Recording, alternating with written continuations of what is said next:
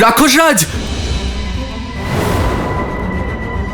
রাক্ষসরাজ, রাম, রাম। শান্ত হও। এত বলশালী রাক্ষস হয়েও এত উতলা? রাম রাম রাম করে যাচ্ছ। আসলে কি হয়েছে সেটা বলার পরই বুঝতে পারবো। ওই রাম দশরথের পুত্র, সহস্র রাক্ষসকে বধ করে আমাদের দিকে এগোচ্ছে।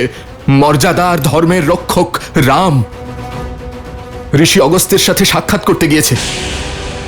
সেই যে জন্মে বলিয়ান আর কর্মে প্রখর। তার মধ্যে রাম যদি ওই দিব্যাস্ত্র পেয়ে যায় তাহলে তাকে আর কেউ আটকাতে পারবে না। আমি আটকাবো।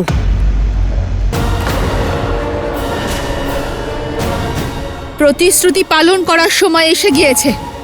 এই শূর্পণখা রাম আর তার ভাইয়ের সংহার করে সীতাকে চিরকালের জন্য ভ্রাতা রাবণের হাতে সমর্পণ করবে। না মাতা, আপনি কোথাও যাবেন না।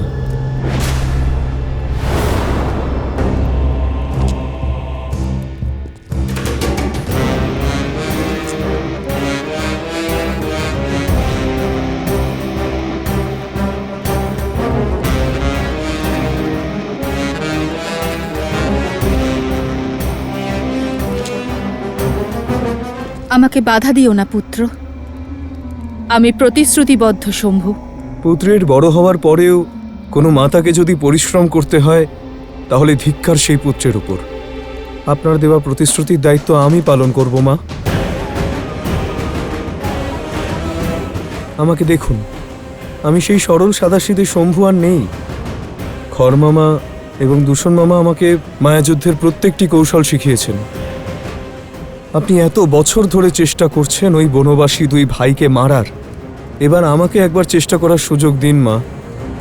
বিশ্বাস রাখুন, ওই দুই বনবাসী ভাইকে মেরে সীতাকে বন্দী করার জন্য আমি একাই যথেষ্ট। অনেক শুভেচ্ছা শূর্পণখা।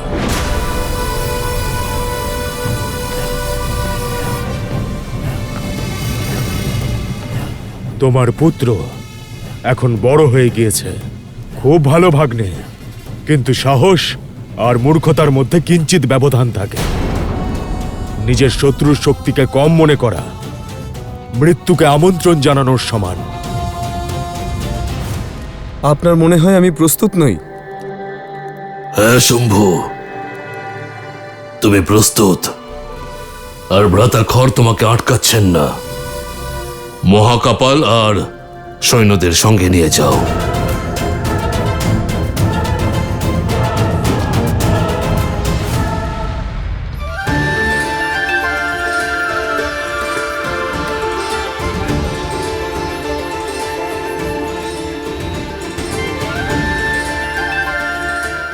এই দৈব খর্গ তোমায় দিলাম লক্ষণ, কর্তব্য পালনে তোমাকে সাহায্য করবে।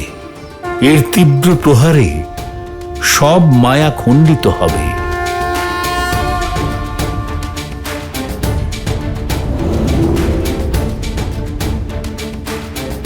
এটা বিশ্বকর্মা দ্বারা নির্মিত বৈষ্ণব ধনুক।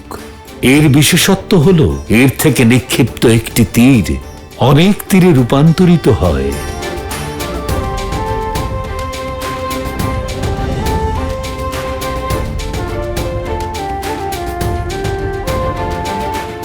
এক বিশেষ প্রকার তুন, যার বাণ কখনো সমাপ্ত হয় না। ধন্যবাদ ঋষিবর। আপনার এই উপহারের সাহায্যে আমি আমার ধর্ম পালন করব। এই বনকে রাক্ষসদের প্রকোপ থেকে মুক্ত করব। সীতা, তুমি হয়তো ভাবছো তোমাকে কোনো অস্ত্র আমি কেন দিলাম না। তোমার কাছে তো এই সংসারের সবথেকে অদ্ভুত এবং শক্তিশালী অস্ত্র রয়েছে। তা হলো রামের প্রতি ভালোবাসা এবং সমর্পণ। এর দ্বারা তুমি যে কোনো পাপ আর যে কোনো অধর্মের নাশ করতে পারো। ঋষিবর, আপনি আমাদের পথ দেখান। আমাদের কোন পথে অগ্রসর হওয়া উচিত? ধ্যান আর ধর্মের ভূমি পঞ্চবটী, সেখানেই গড়ে উঠবে রাম আর সীতার সংসার।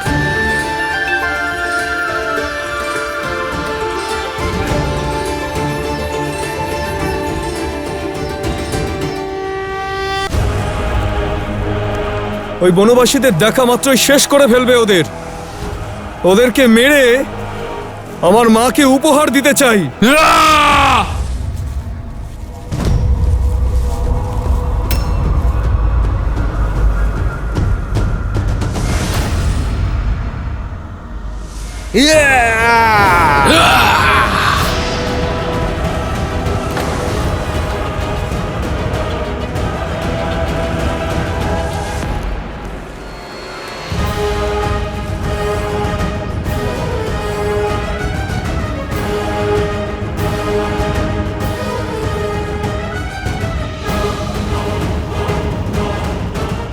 পথ ছাড়ো। রাক্ষসদের পথ তুমি আটকেছো। সমস্যা সৃষ্টি না করলে রাক্ষস আমার শত্রু নয়। আমি কখনো কারো ক্ষতি করতে চাই না। ক্ষতি তো এবার আমরা করব, তোমার গৌরবের, তোমার আত্মসম্মানের। কি ভেবেছিলে এতগুলো রাক্ষসকে বধ করে তুমি চুপচাপ চলে যাবে আর রাক্ষসরা চুপ করে থাকবে? আমরা এর প্রতিশোধ নেব। যদি নিতেই হয় তবে অহংকারের ওপর প্রতিশোধ নাও, তাকে ভস্ম করো। আমরা রাক্ষসরা জ্ঞান শুনতে পছন্দ করি না, আমরা শুধু যুদ্ধে বিশ্বাস করি। আক্রমণ!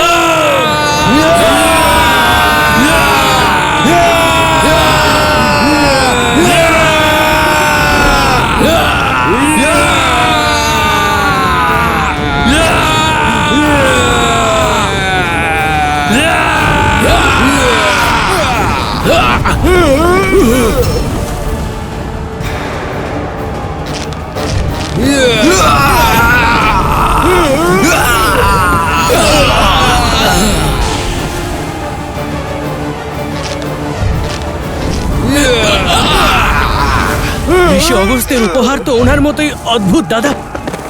যুদ্ধ করার আনন্দ দ্বিগুণ হয়ে গেছে। এদেরকে ভাগ করে দিলে এদের শক্তিও কমে যাবে। আমি বড় ভাইকে সামলাচ্ছি শম্ভু কুমার, আপনি ওই ছোট জনকে সামলান। বাকি সেনারা ওই সুন্দরীকে ঘিরবে।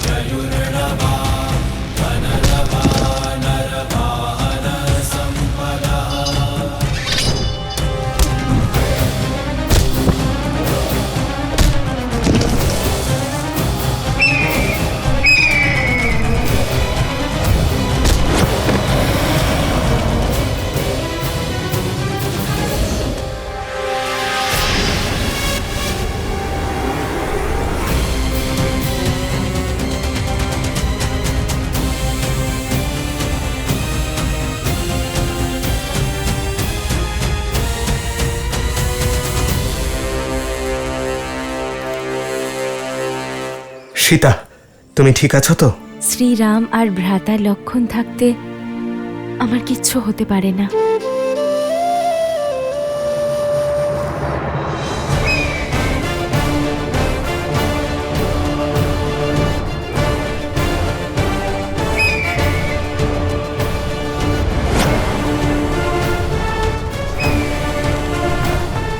না লক্ষণ, দাদা নিশ্চয়ই ও কোনো মায়াবী, না হলে কোনো পাখি এত বড় হতে পারে না। মিত্র এবং শত্রুদের চিনতে শেখো লক্ষণ। উনি সীতাকে রক্ষা করেছেন, আমাদের সাহায্য করেছেন। উনি যেই হন, শত্রু কখনোই নন।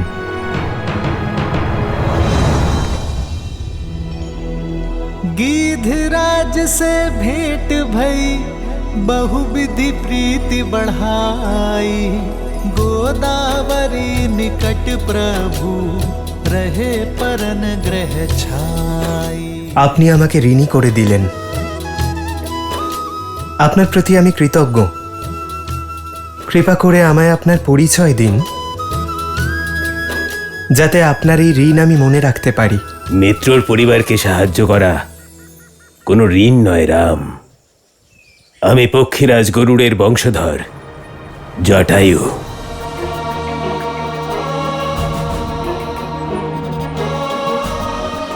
পক্ষীরাজ জটায়ু? আমি আমার পিতা মহারাজ দশরথের মুখে আপনার বীরত্ব আর মিত্রতার কত কাহিনী শুনেছি শৈশবে। আমাদের প্রণাম গ্রহণ করুন।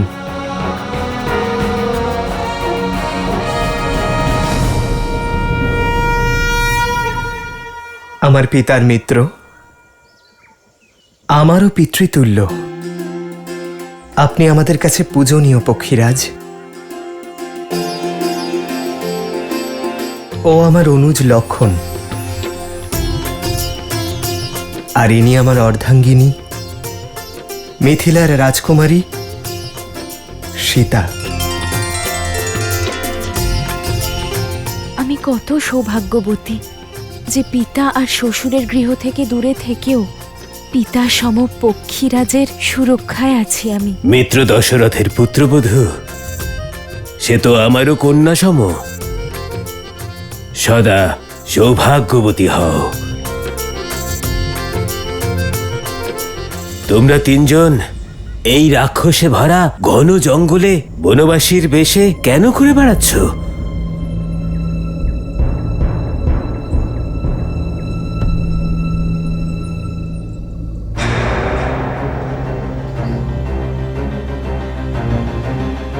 এমন সুন্দরী তো বিশ্ব ব্রহ্মাণ্ডে আর দ্বিতীয়টি নেই।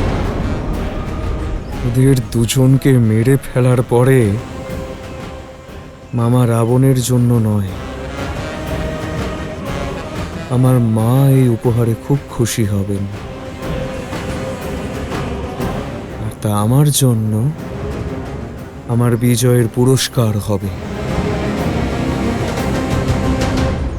কাপুরুষতার সব সীমা অতিক্রম করেছো তুমি। উদ্দেশ্য পূরণ না করেই ফিরে এসেছো, তাও আবার একা। আমার পুত্র শম্ভু কুমারকে রক্ষা করতে গিয়েছিলে না, আর তাকেই ফেলে এসেছো। তুমি জীবিত কি করে ফিরে এলে মহাকাপাল? তোমার আত্মসম্মানকে তো হত্যা করে দিয়েছে ওই রাম। আমি ক্ষমা প্রার্থী, কিন্তু কি করতাম? এক পলকে ওই দুই ভাই আর ওই পক্ষী মিলে আমাদের সেনাবাহিনী ধ্বংস করে দিল।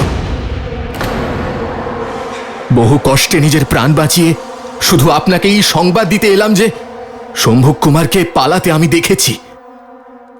অপেক্ষা করুন, ও এক্ষুনি চলে আসবে। দশাননের ভগিনী আমি, একই রক্ত বইছে আমাদের দুজনের শরীরে।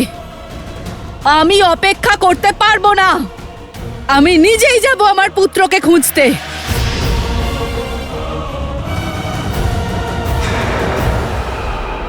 মহারাজ দশরথের সঙ্গে একটা যুগের অবসান হয়েছে। উনি শুধু আমার পরম মিত্রই ছিলেন না, বরং একজন ধার্মিক রাজা, একজন ন্যায়পরায়ণ সম্রাটও ছিলেন। এই সংসার একজন মহান যোদ্ধাকে হারিয়েছে। দেবাসুর সংগ্রামে অন্যায়ের বিরুদ্ধে লড়াইয়ের সিদ্ধান্ত নিতে উনি এক মুহূর্ত বিলম্ব করেননি। আমি গর্বিত রাম, তোমরা দুই ভাই ওনার দেখানো পথেই চলেছ। অন্যায়ের বিরুদ্ধে এই যাত্রা সহজ নয়, কিন্তু নিশ্চিন্ত থেকো রাম, আমি আকাশ থেকে তোমাদের তিনজনের ওপর সর্বদা দৃষ্টি রাখব। কিন্তু তাও সাবধানে থেকো পঞ্চবটী। দেখতে যতই সুন্দর হোক, এই স্থান অতি ভয়ঙ্কর। এই স্থান ভয়ানক রাক্ষসে ভরা, যারা অত্যন্ত মায়াবী। পদে পদে বিপদ রয়েছে এখানে।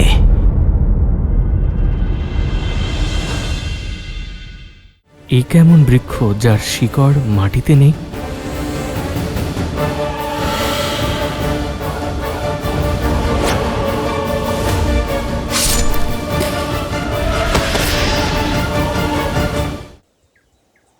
ধন্যবাদ পক্ষীরাজ, আপনার সতর্কবাণী আমি স্মরণে রাখব।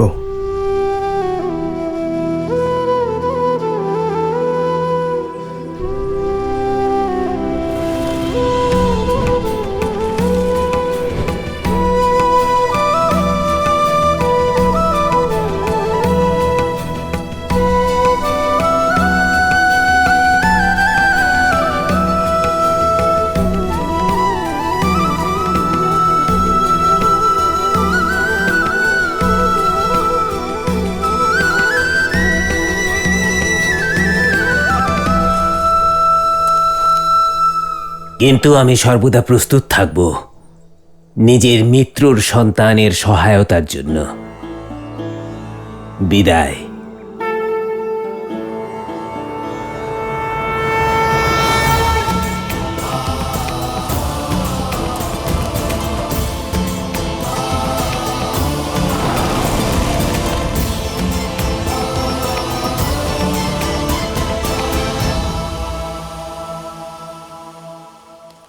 শম্ভু,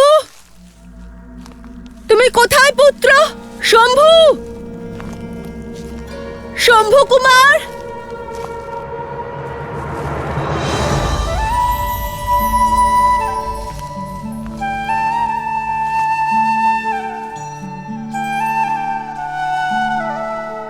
এই স্থান আমাদের নিবাসের জন্য উপযুক্ত। এই শৈলশ্রেণী আমাদের রক্ষা করবে। যেমন তোমার ইচ্ছে দাদা। আমি এক্ষুনি এখানে কুটির বানানোর সমস্ত রকম ব্যবস্থা করছি।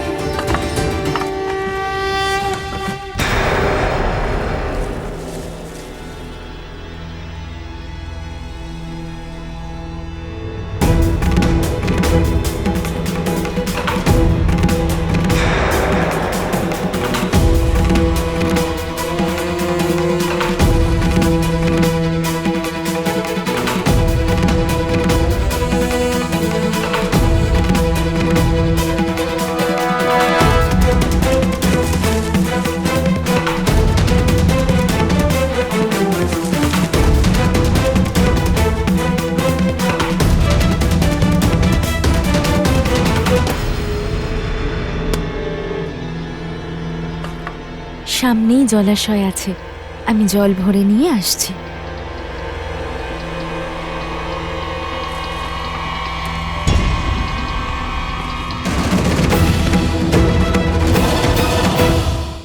এই কেমন বৃক্ষ যার শিকড় মাটিতে নেই?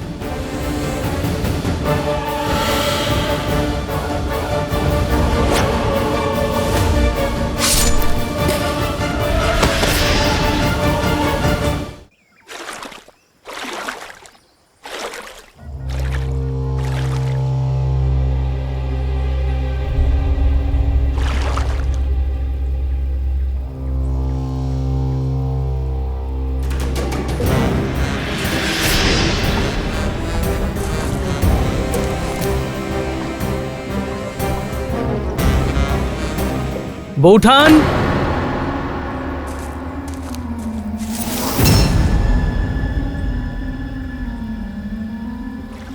দিন ওই পাত্র আমি নিয়ে নিচ্ছি।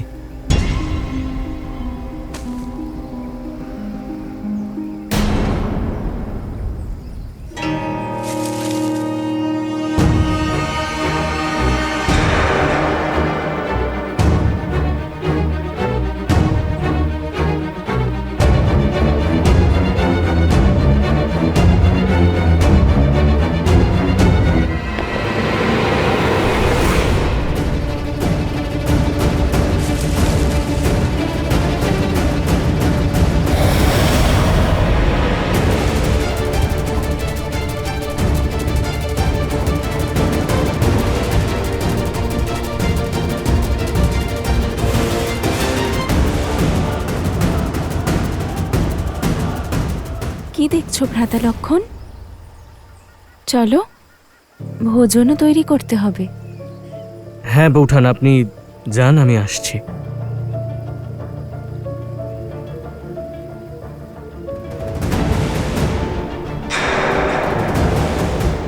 আগে তো এই বৃক্ষ এখানে ছিল না,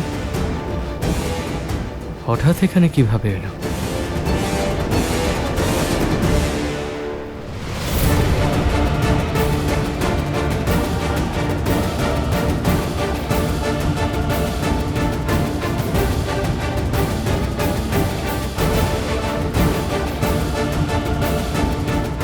শম্ভু কুমার, পুত্র পুত্র শম্ভু কুমার,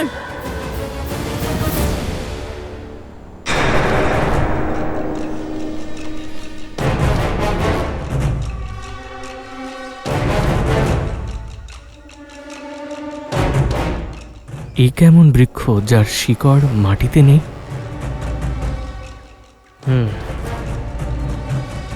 হতেই পারে, আমার জানা নেই।